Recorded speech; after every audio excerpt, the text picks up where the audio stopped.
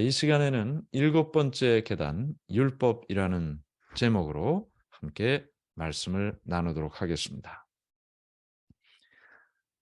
사실 우리가 이 율법에 대한 말씀은 참 많이 들었습니다. 오늘 이제 율법에 대한 이야기를 함께 나눌 때 우리가 지금까지 알고 있었던 율법에 대한 생각을 조금 더 선명하고 분명하게 이해를 하면 좋겠다라는 생각이 듭니다. 우리가 우리 자신의 신앙생활뿐만 아니라 우리의 자녀들 또 우리가 알고 있는 모든 사람들의 신앙에 있어서도 죄를 짓는 것보다는 율법을 순종하는 것이 나은 것이 아닌가 그렇게 생각을 합니다. 그렇죠? 네, 죄를 짓는 것보다는 율법에 순종하는 것이 좋은 것이 아닌가. 틀린 말은 아닙니다. 그런데 오늘 우리가 배우는 내용 가운데 핵심적인 내용은 죄를 짓는 거나 율법을 순종함으로 구원을 얻으려고 하는 거나 하나님께서 보실 때는 다 똑같다는 것입니다. 그래서 어떻게 생각하면 우리의 자녀들이 우리의 가족들이 또 우리 자신이 죄를 짓는 것보다는 율법을 순종하는 게 나은 거 아닌가. 그래도 겉으로는 좋으니까요, 보기가. 그런데 율법에 순종하는 것 자체는 잘못된 일이 아니나 율법에 순종하는 일, 조금 더 확대하면 무엇인가 행동하는 일이 나의 신앙에 구원을 얻는 일에 에, 마치 지금 우리가 살펴보는 것처럼 계단이 되고 있다면 그것은 죄를 짓는 것과 똑같은 것이다. 아니 어쩌면 더 나쁜 일이라고 말하고 있습니다. 왜냐하면 그렇게 산 사람들이 바리새인들이었고 바리새인들에게 예수님께서 너무나 아주 부정적인 강력한 이야기를 많이 하셨기 때문에 그렇게 사는 것이 잘못된 것이다. 죄를 짓는 자는 오히려 자신이 죄를 짓는 일이 있기 때문에 하나님께로 나아가고자 하는 마음이라도 갖게 되는데 율법에 순종함으로 구원을 얻고 자신의 의의를 자신이 부족함이 없다라고 생각하며 사는 사람들은 하나님께 나아가는 길조차 없어지고 있다는 문제 때문이죠. 그래서 오늘 이 율법에 대한 분명한 이해가 우리에게 있으면 좋겠다 생각이 됩니다. 자, 하나님의 율법에는 어떤 잘못이 있는가? 율법에 어떤 잘못이 있는가? 로마서 7장 12절. 이로보건대 율법은 거룩하고 계명도 거룩하고 의로우며 선하도다. 자, 이 율법이라는 것 자체는 아무런 잘못이 없습니다. 흠도 없습니다. 깨끗합니다. 거룩합니다. 의롭고 선합니다. 우리가 예전에 그 칼 이야기 했잖아요. 칼이 누구의 손에 쥐어지느냐에 따라서 에, 선한 도구가 될 수도 있고 잘못된 도구가 될 수도 있다. 그렇죠? 우리 자신이 하나님의 손에 들려지면 선한 도구로 사용되어지는 것이고 그렇지 않고 나 자신이 나의 삶을 선택하고 살거나 또는 사단의 손에 들려지면 나쁜 도구가 된다라는 사실을 우리가 생각했습니다. 마찬가지로 이 율법도 하나님의 율법도 율법 자체는 아무런 문제가 없습니다. 그 율법을 어떻게 생각하고 받아들이고 사느냐에 따라서 율법에 대한 잘못된 삶을 살 수 있기도 하고 선한 삶을 선택할 수도 있다라는 것을 우리가 생각하게 되는 것입니다. 하나님의 율법은 죄에 대하여 어떻게 말하고 있는가? 죄를 짓는 자마다 불법을 행하나니 죄는 불법이라. 자, 법을 통해서 죄와 선이 구분이 됩니다. 법이 없으면 죄와 선의 구분이 없어지는 거죠. 횡단보도를 파란불에 건너야 된다. 법입니다. 그 법이 없으면 빨간불에 건너도 된다. 그러면 이제 문제가 되는 거죠. 사고가 생기고 그 자신에게 여러 어려운 일이 생기는 겁니다. 마찬가지로 하나님의 법도 이 법을 순종하고 살 때 비로소 우리 자신에게 우리 자신을 지키는 결과를 얻게 되고, 법이 만약에 없다면 보호도 못 받을 뿐만 아니라 뭐가 죄고 뭐가 죄가 아닌지도 구분할 수가 없는 거죠. 그러므로 율법의 행위로 그의 앞에 의롭다 하심을 얻을 육체가 없나니 율법으로는 죄를 깨달음이니라. 율법으로는 죄를 깨닫는 겁니다. 율법으로 이 파란 물에 내가 횡단보도를 건너고 또 파란 불에 내가 교차로에서 운전해서 교차로를 지나가야 되는데 빨간불일 때 건너면은 안 되는 거죠. 법을 어기는 것이 되기 때문에. 그래서 내가 그것을 알면 파란불일 때 건너지 않고 빨간불일 때 건넜다면 내가 죄를 깨닫게 된다는 것입니다. 내가 잘못했다는 사실을 깨닫게 된다. 무엇 때문에?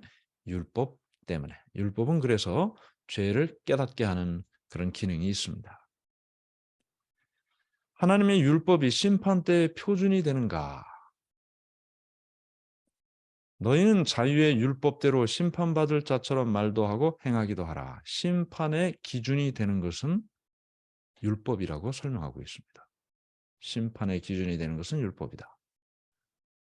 그러므로 우리가 이 하나님의 율법을 이해할 때 이 세상의 법을 통해서 이해하는 것이 굉장히 좋은 쉬운 방법 중에 하나입니다.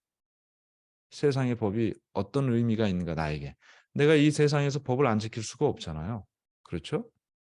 예, 법을 지키지 않을 때 내게 나타나는 여러 가지 문제나 일들이 하나님의 율법에도 거의 비슷하게 적용이 되는 것을 우리가 알 수가 있는 것입니다. 그래서 여기 율법대로 심판을 받는다. 우리가 무엇인가 법을 어기게 되면 그 법에 의하여 벌금을 내든지 티켓을 받아서 벌금을 내든지 아니면은 더 큰 죄를 지면 재판을 통해 예, 뭐 교도소에 가든지 이런 심판을 받게 된다. 율법은 심판의 기준이 되는 것이다. 하나님의 은혜는 당신의 율법을 없애거나 계속해서 죄 짓는 것을 용납하는가? 우리가 용서를 배울 때도 이와 비슷한 이야기를 배웠는데요. 계속 용서해 주면 그 사람이 계속 죄 짓는 일이 반복되지 않을까? 하나님의 은혜가 계속 우리에게 베풀어지면 이 율법 없으나 있으나 상관없는 것 아닙니까? 뭐 법을 어겼는데 또 하나님의 은혜가 우리에게 이르러 오고 믿음으로 구원을 받는다고 하면 율법 없어도 되는 것 아닙니까? 그런즉 어찌하리요? 우리가 법 아래에 있지 아니하고 은혜 아래 있으니 죄를 지으리요? 그럴 수 없느니라. 근데 하나님의 은혜 아래 산다고 해서 율법을 계속 범하고 죄를 짓는 일이 용인되거나 용납되는 것이 아니라고 했습니다. 믿음은 하나님의 율법을 없애는가? 그런즉 우리가 믿음으로 말미암아 율법을 파기하느냐? 그럴 수 없느니라. 도리어 율법을 굳게 세우느니라. 믿음으로 구원을 받습니다. 우리가 매 시간 그것을 반복하고 확인합니다. 그럼에도 불구하고 하나님께서 우리에게 주신 율법을 행하고 순종하는 삶은 여전히 우리에게 남아 있습니다. 그럼 왜 우리가 율법을 지켜야 될까요? 은혜로 구원을 받는데 하나님께서 율법을 주신 목적은 무엇일까요? 율법은 하나님의 영원하심과 같이 영원하다. 은혜가 왔다고 해서 율법이 중단되거나 없어지는 것이 아니다라고 말을 하고 있는 것입니다. 하나님의 영원하심과 같이 영원하다.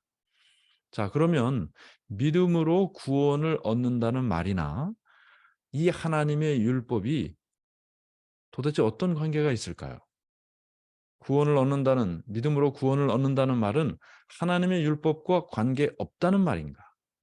하나님 앞에서는 율법을 듣는 자가 의인이 아니요 오직 율법을 행하는 자라야 의롭다 하심을 얻으리니. 도대체 뭘 하라는 건가요? 믿음으로 우리가 구원을 받습니다. 근데 심판은 율법으로 기준해서 심판을 받습니다. 오직 믿음으로 은혜로 구원을 받는다고 말씀하셨는데 여전히 하나님의 율법을 지키고 죄를 짓지 않아야 한다고 말하고 있습니다. 그러면 은혜로 믿음으로 구원을 받는다는 말과 계속 율법을 지켜야 한다는 말은 도대체 어떤 관계가 있을까요? 우리 신앙에서 믿음으로 구원을 얻는다는 말과 율법을 지켜 순종해야 된다는 말을 어떻게 적용시키고 살 수 있을까요? 율법에 대해서 분명한 이해를 하지 못하면 믿음으로 구원을 얻는다는 말도 이해를 하질 못하고 율법을 순종해야 된다는 말도 이해를 하지를 못하게 됩니다. 사실 어떤 면으로 이 주제는 기독교 전체의 큰 이 숙제이기도 합니다. 이 믿음과 율법의 순종이라는 이 두 가지를 어떻게 우리의 신앙생활에 밸런스를 유지하고 사느냐가 굉장히 중요하죠. 예를 들면 믿음이 중요하다고 해서 믿음으로 구원을 받으니 율법은 필요 없다라고 이야기하는 분들은 율법 폐기론자라고 얘기합니다. 필요 없다. 율법 필요 없다. 예수님이 우리를 위해 십자가에 달려 돌아가셨으니 율법 필요 없다. 믿음으로 구원받는 것이다. 이분들은 그냥 죄를 계속 짓습니다. 율법 필요 없다고 얘기했으니까요. 반대로 율법 지켜야 된다. 순종해야 된다. 라고 이야기하는 분들은 율법주의자가 됩니다. 예수님의 은혜와 믿음이 왔음에도 불구하고 여전히 율법을 지켜야 순종해야 구원을 받는다고 이야기해요. 이 사람들은 대표적인 사람들이 바리새인과 유대인들입니다.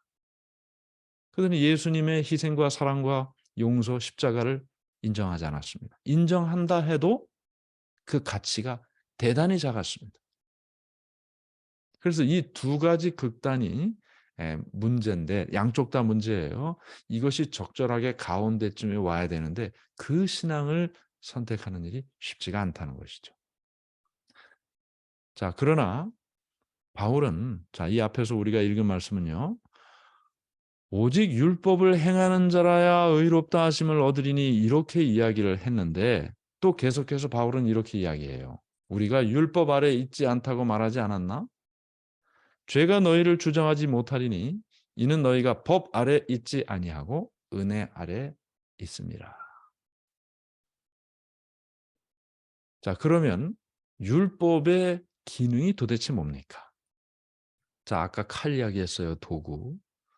도구가 누구의 손에 어떻게 사용되어지느냐에 따라서 완전히 다른 것이 돼버린다. 율법도 마찬가지예요. 율법의 바른 기능을 바르게 이해하고 이 율법을 나의 삶에 바르게 적용하고 살 때 비로소 우리의 신앙이 바른 신앙이 되는 것입니다. 자, 율법은 어떤 기능이 있는가? 심판의 기준으로서 우리가 율법 아래에 있습니다. 또 우리가 율법의 정죄 아래 있습니다.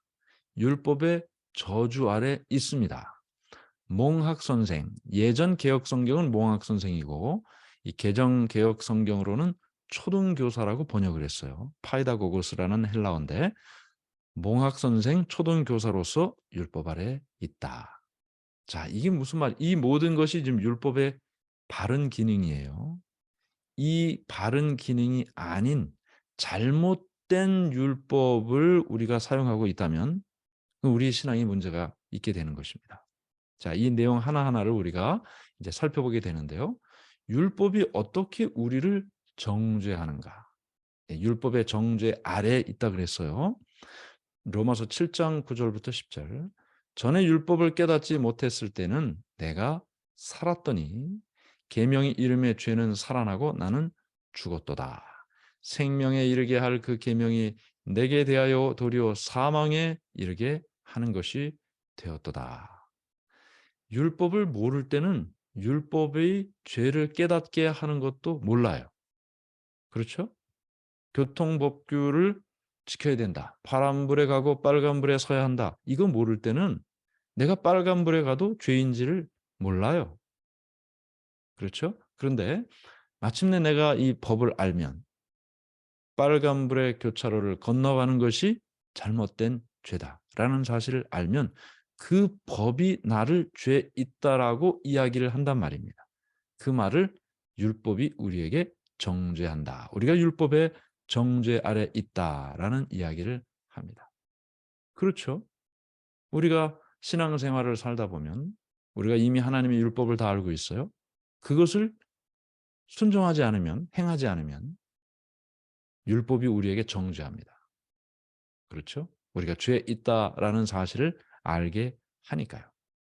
그다음에 계속해서 예수님께서 구원하시기를 원하는 그 율법의 저주란 무엇인가? 자, 율법의 저주 아래 있다는 말을 우리가 앞에 봤죠? 그 율법의 저주란 무엇인가? 그리스도께서 우리를 위하여 저주를 받은 바 되사 율법의 저주에서 우리를 속량하셨으니 죄의 삭은 사망이다라는 말씀을 우리가 이미 배웠습니다. 로마서 6장 23절. 그러므로 죄를 지은 자는 죄의 대가를 지불해야 된다. 죄의 대가라는 것이 너무나 분명해요. 피 흘림이라는 것입니다. 그러므로 율법은 우리에게 죄를 지은 자에게 어떤 대가를 치러야 한다는 사실을 말하고 있습니다. 그 말을 성경은 율법의 저주라고 이야기를 했습니다. 초등교사로서 율법 아래 있다는 것은 무슨 말인가? 몽학 선생으로서 율법 아래 있다는 것은 무슨 말인가? 이와 같이 율법이 우리를 그리스도께로 인도하는 초등교사, 예전 성경으로는 몽학 선생이 되어 우리로 하여금 믿음으로 말미암아 의롭다함을 얻게 하려 함이라. 믿음이 온 후로는 우리가 초등교사 아래에 있지 아니하도다. 율법을 순종할 수 있는 힘이 그 안에 없습니다. 그런데 우리는 그 율법을 순종해야 합니다. 우리는 율법을 지킬 수 있는 힘이 없는데 성경은 우리에게 율법을 순종할 것을 바라고 있습니다. 왜 그럴까요? 왜 그렇게 되어 있을까요? 처음부터 율법은 우리의 힘으로 지킬 수 있는 것이 아니기 때문입니다. 그래서 여기 율법의 정죄 아래 있다. 율법의 저주 아래 있다. 이 모든 것이 우리가 우리 힘으로는 다 그 아래에 있다라는 표현을 하는 거예요. 율법으로는 율법을 순종하는 힘이 있도록 하는 것이 아니라 율법은 죄를 깨닫게 하는 것입니다. 죄를 깨달은 다음에 어떻게 해야 되는 거예요? 자연스럽게 죄를 용서하시는 예수 그리스도에게로 하나님께로 나가야 되는 거죠. 그 말이 지금 초등교사 몽학 선생이라는 말로 표현하고 있는 것입니다. 예전에 유대인들은 집에 조금 부유한 집에 사는 그 유대인들은요. 자녀들을 학교 선생님에게 랍비에게 데려다 주는 종이 있었어요. 종이 있었어요. 종 중에 이 주인집 딸을 학교 선생님에게 데려다 주는 종이 있었단 말이에요. 근데 종의 이름, 그 종의 기능이 바로 그 일인데 그 종을 몽학 선생 또는 초등교사라고 번역된 이 파이다고고스라는 헬라어로 이름을 붙였습니다. 그러니까 지금 이 몽학 선생 초등교사는 직접 가르치는 사람이 아니에요. 선생님에게, 우리를 가르쳐 주시는 선생님에게 데려다 주는 역할만 하는 거예요. 율법은 그 율법 자체에 순종할 수 있는 힘이 없습니다. 율법은 그 순종할 수 있는 힘을 우리에게 부여해 주시는 예수님께로 우리를 인도하는 역할을 하는 것입니다. 그런데 만일 그렇게 예수님께로 인도하는 이 율법을 그냥 율법 자체로 순종하려고 할 때 그때 비로소 바리새인의 실수를 범하게 되는 것입니다. 예수님 없이 율법을 지키려고 하는 것, 그것을 바울은 예수님께서는 가장 잘못된 신앙의 형태로 말씀을 하셨던 것입니다. 율법은 중생과 어떤 관련이 있는가? 여호와의 율법은 완전하여 영혼을 소성시키며 여호와의 증거는 확실하여 우둔한 자를 지혜롭게 하며. 율법을 순종하지 않아도 된다라고 생각하는 것 자체는 예수님을 만나지 못하게 하고 예수님을 만나지 못하면 중생도 없는 거죠. 그러므로 율법은 결국 그리스도를 만나게 하는 다리와 같은 역할을 하고 그 과정에서 중생, 거듭남, 다시 태어나는 일을 경험하게 된다. 바울은 율법에 올바르지 못한 기능을 어떻게 말하고 있는가? 그러므로 율법의 행위로 그의 앞에 의롭다 하심을 얻을 육체가 없나니 율법으로는 죄를 깨달음이니라. 잘못된 기능이 뭡니까? 율법의 행위로 그의 앞에 뭔가 의롭게 된다는 생각을 하는 것 자체가 문제라는 거예요. 근데 여기 지금 율법이라고 했지만 아까 제가 말씀드린 것처럼 단순히 십계명만을 이야기하는 것이 아닙니다. 하나님께서 우리에게 기대하시는 삶의 모든 것, 그 모든 것은 실제로 살아가는 모든 일이 있잖아요. 우리가 행하는 모든 일이 있잖아요. 그것이 신앙생활의 많은 것들, 헌금하는 일, 봉사하는 일, 교회 일찍 가서 문을 여는 일, 네? 교회를 청소를 하는 일, 정리를 하는 일, 찬양대 가운을 정리하는 일, 뭐, 네, 예, 파틀락 식사 당번을 하는 일, 많은 일들이 있어요. 그 모든 것들이 다 내가 그것을 함으로 뭔가 내가 의로워진다라고 생각하는 것 자체가 문제라는 것입니다. 그 모든 일들은 하나님께 나아가는 과정이고 예수님께 나아가는 과정이지 그것 자체가 나 자신의 신앙을 의롭게 만드는 일이 결코 될 수 없다. 그 모든 행위가 나 자신을 의롭게 만드는 사람들에게 나를 드러내고 하나님 앞에 자신을 나타내는 도구가 된다면 그때부터 우리는 바리새인의 신앙을 가게 되는 것이다. 순종이 우리를 구원하지를 못합니다. 그렇죠? 그러나 구원받은 사람은 순종하도록 인도함을 받습니다. 바울은 얼마나 깊이 율법주의를 반대하고 있는가? 율법 자체가 잘못된 것이 아니에요. 율법주의가 잘못된 거예요. 율법주의라는 것은 예수님 없이 율법을 지키려고 하는 것이 율법주의입니다. 그러므로 사람이 의롭다 하심을 얻는 것은 율법의 행위에 있지 않고 믿음으로 되는 줄을 우리가 인정하노라. 율법의 행위로 우리가 의롭다함을 받는 것이 아니라 그랬어요. 율법으로 말미암아 의롭게 된다고 믿는 사람들을 바울은 어떻게 불렀는가? 어리석도다 갈라디아 사람들아 예수 그리스도께서 십자가에 못 박히신 것이 너희 눈앞에 밝히 보이거늘 누가 너희를 꾀더냐? 내가 너희에게서 다만 이것을 알려 하노니 너희가 성령을 받은 것이 율법의 행위로냐 혹은 듣고 믿음으로냐? 율법의 행위라는 것이 신앙의 어떤 부분을 차지해야 되는지를 설명하는 거예요. 그 율법을 순종하는 그 행위 자체가 잘못된 것은 아니에요. 순종해야 돼요. 그런데 그 율법의 행위로 구원을 얻으려고 하는 것 자체가 문제라는 것입니다. 그 사람들을 어리석다 그랬어요. 율법주의로는 하나님의 은혜를 어떻게 하는가? 율법 안에서 의롭다함을 얻으려 하는 너희는 그리스도에게서 끊어지고 은혜에서 떨어진 자로다. 율법의 행위로 구원을 얻으려는 자, 예수님 없이 율법을 순종하려는 자, 그 모든 자들은 하나님께서 주신 은혜를 무가치하게 여기고 살게 된다는 것입니다. 율법주의는 예수님의 죽음을 어떻게 하는가? 내가 하나님의 은혜를 패하지 아니하노니 만일 의롭게 되는 것이 율법으로 말미암으면 그리스도께서 헛되이 죽으셨느니라. 예수님 없이 율법을 순종하는 일을 한다면 예수님께서 이 땅에 오실 필요가 없었다는 것이죠. 누가 율법주의의 마침을 가져다 주는가?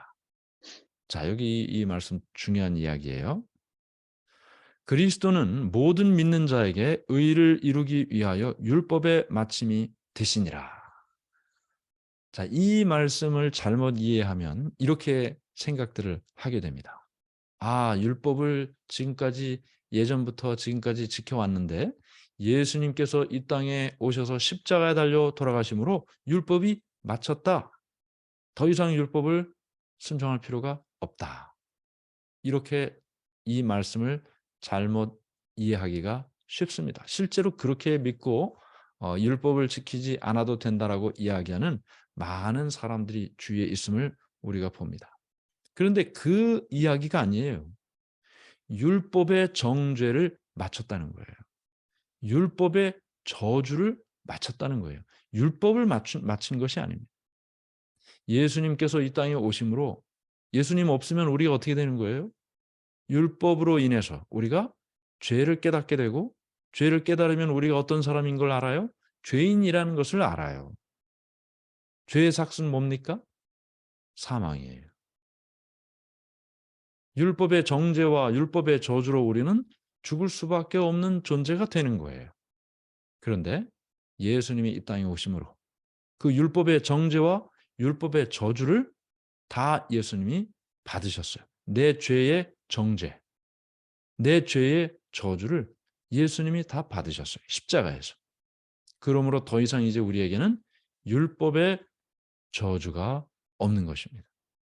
그것을 마쳤다는 거예요. 율법의 저주와 정죄를 마쳤다. 왜 율법으로는 왜 율법으로 말미암는 의인은 아무 일도 하지 못하는가? 육신의 생각은 하나님과 원수가 되나니 이는 하나님의 법에 굴복하지 아니할 뿐 아니라 할 수도 없습니다. 제가 아까 서두에 예수님 없이 율법에 순종하는 것, 예수님 없이 선한 행동을 하는 것도 죄를 짓는 것과 똑같은 것이다 라는 말씀을 드렸습니다. 인간적인 관점으로 볼 때는 그냥 자기의 힘으로도 자기의 의지로도 선한 일을 하는 것이 좋은 일이에요. 그렇지 않습니까? 예수님 안 믿는 사람이 다른 사람 도울 수 있잖아요. 그거 우리가 나쁜 일이라고 얘기합니까? 아니에요. 좋은 일 한다 그래요. 어쩌면 예수님을 믿지 않는 사람들 가운데 예수님 믿는 사람보다 더 선한 일을 잘하는 분들도 우리가 가끔 봅니다.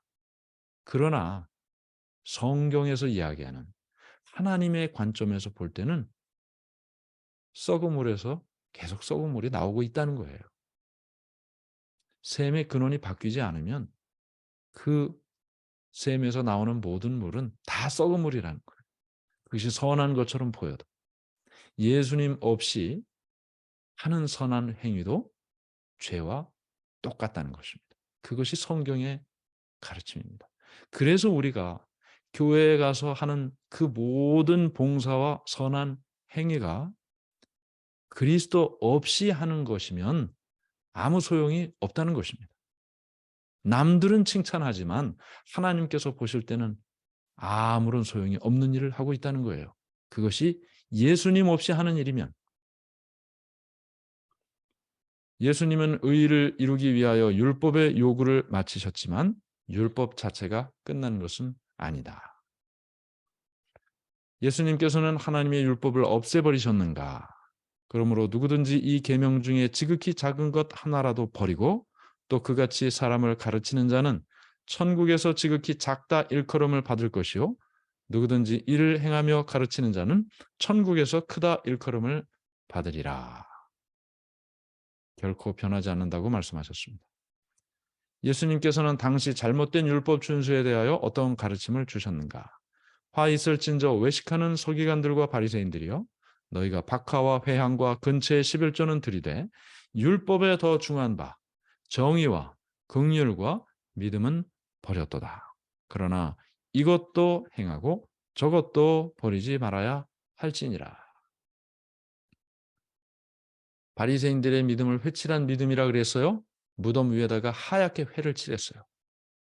그 속에는 뼈다귀가 죽은 사람의 시체가 있는데 겉으로 아무리 포장을 해도 그 마음속에 예수 그리스도의 희생과 십자가로부터 출발되지 않으면 우리의 겉으로 드러난 종교적인 행위는 아무런 의미가 없다고 예수님은 말씀하셨습니다. 그래서 바리새인들의 신앙을 예를 들면서 이것도 행하고 저것도 버리지 말아야 한다. 겉으로 드러난 선한 행동과 종교적인 모든 활동도 필요합니다. 그것 하지 말라는 것 아니죠. 그 안에 예수 그리스도로부터 시작된 모든 순종이 참된 순종이고 그 순종을 통해 그리스도를 발견할 수 있다라는 것을 우리가 생각하게 됩니다. 자, 잘못된 생각이 뭔가요? 믿음으로 말미암는 의인은 하나님의 율법과는 상관없다는 것. 믿음과 율법이 분리되어 있는 것이 아닙니다. 율법을 통해 예수님께 나아가는 것이죠. 율법으로 죄를 깨닫고 죄를 용서해 주시는 예수님께 나가게 되니까요. 은혜가 율법을 없애버린다는 것. 네, 은혜가 풍성하면 할수록 우리는 율법이 우리에게 함께 있음을 보게 됩니다. 그렇죠? 율법의 정죄가 은혜를 더 필요로 하기 때문에 은혜가 율법과 예, 은혜가 율법을 없애버린다는 것은 잘못된 생각이고, 예수님을 떠나서 우리가 율법을 지킬 수 있다는 것, 예수님이 오심으로 율법은 더 이상 필요하지 않다는 것, 모두 다 잘못된 생각입니다. 계속 지켜나가야 할 생각들은, 그리스도를 떠나서 그리스도인 생애를 살고자 하는 사람은 그가 보수주의자든 자유주의자든 간에 그리스도인이 아니고 율법주의자다. 교회 안에는 보수주의자도 있고 자유주의자도 있습니다. 보수주의자는 누구예요? 바리새인 같이 뭐 해야 돼, 뭐 해야 돼, 뭐 해야 돼, 이렇게 이야기하는 것 보수주의자라고 우리가 생각할 수 있다면, 자유주의자는 뭐예요? 조금 더 개방적이고 진보적인 신앙생활을 하는 분들이에요. 근데 어떤 신앙생활과 신앙의 라이프를 산다 해도 예수님을 떠난 보수주의자도 율법주의자란 말이에요. 예수님을 떠난 자유주의자도 역시 율법주의자다. 자기가 어떤 생활을 하든 예수님 없으면 다 그렇게 된다는 것입니다. 그러므로 예수님을 우리의 삶에, 우리의 믿음의 가장 중심에 두지 않는 모든 종교적인 행위는 인정받지를 못한다라는 사실을 우리가 생각하게 되겠죠. 율법 안에는 참된 순종을 위한 능력이 없다. 없어요. 우리 스스로 율법을 순종할 수 없다는 말이죠. 신의 산이 뭡니까? 십계명을 받은 곳이에요. 갈바리산이 없이는 아무런 유익이 없다. 갈바리산은 뭡니까? 예수님이 십자가에 지신 곳입니다. 예수님은 의를 이루기 위하여 율법의 요구를 마치셨지만 율법 자체가 끝난 것은 아니다. 우리 앞에 율법이 있습니다. 어느 교회보다도 율법을 강조하는 교회를 우리가 다니고 있습니다. 그러나 율법에는 순종할 수 있는 힘이 없습니다. 우리는 율법만을 바라보고 그 율법을 순종할 수 있는 힘이 없습니다. 하는 것처럼 보일 수는 있습니다. 그러나 그것이 아무리 열심히 해도 우리가 바리새인만 하겠습니까? 율법은 죄를 깨닫게 하는 것이고, 그 죄를 깨닫고 우리는 죄 용서를 위하여 이 땅에 오신 예수 그리스도께 나가는 것입니다. 매일 나가는 것입니다. 예수님을 통해 그 정죄에서, 그 율법의 저주에서 자유를 얻고 우리는 이 율법을 순종할 수 있는 힘을 얻고 율법에 매일매일 순종하며 살아가게 되는 것입니다. 그것이 참된 그리스도인의 삶이 되는 것이고, 하늘 가는 계단에 율법이 우리에게 설명해 주는 바른 진리인 것입니다. 이 말씀을 우리의 마음속에 기억하시길 바랍니다.